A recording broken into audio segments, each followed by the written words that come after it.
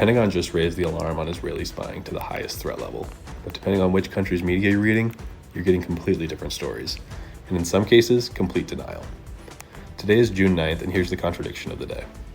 The Pentagon's Defense Intelligence Agency upgraded Israel's espionage threat to critical, the highest designation. Here's why. Israel is spying on Trump's envoy, Steve Witkoff, and Pentagon officials negotiating with Iran. They're trying to find out what Trump will actually agree to, because Netanyahu and Trump fundamentally disagree. Trump says he wants diplomacy with Iran. Netanyahu wants regime change. So even though they're supposed to be allies, Israel doesn't trust Trump's Iran policy enough to believe what he's saying. They're spying to find his real red lines. The timing?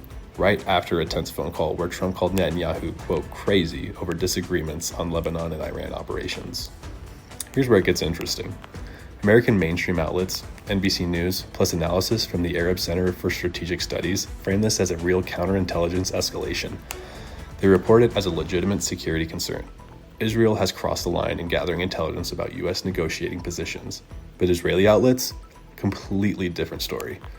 The Times of Israel, Jerusalem Post, Haaretz, they're questioning the leak itself. They deny it entirely, completely false. Israel does not spy on American entities, and they're blaming anti-Netanyahu Pentagon officials for leaking this to damage Israel diplomatically. International political outlets like RT and Indian News Network, they're emphasizing the Trump-Netanyahu rift.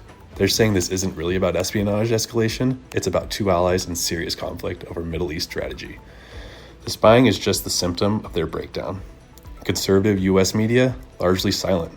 Fox, Breitbart, Washington Times, they're not prominently covering the story at all. So you have four completely different narratives. Is this a security threat? A leak from anti-Netanyahu Pentagon officials trying to damage Israel? A symptom of Trump-Netanyahu conflict? Or not significant news at all? The country your news comes from literally determines which reality you believe.